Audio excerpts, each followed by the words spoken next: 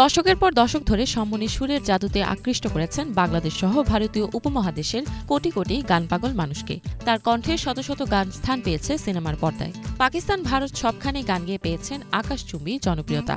তিনি আর কেউ নন, সঙ্গীত জগতের নক্ষত্র রুনা লায়লা।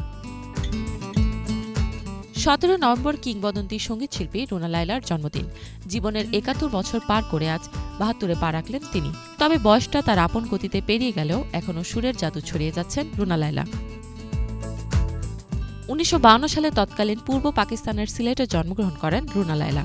যদিও গায়িকার বাবার পৈতৃক বাড়ি ছিল রাজশাহীতে।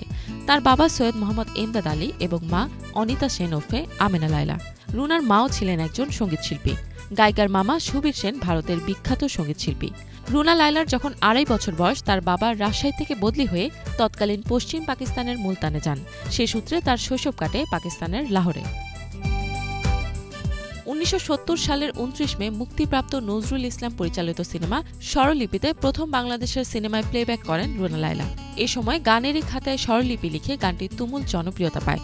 প্রথমে প্লেব্যাকেই ব্যাপক সাড়া ফেলেন। বাংলাদেশের সিনেমার গানেও তার কণ্ঠের কদর বেড়ে যায়। দেশের সিনেমায় গান গেয়ে জাতীয় চলচ্চিত্র পুরস্কার সহ একাধিক পুরস্কারে ভূষিত হয়েছেন জনপ্রিয় শিল্পী।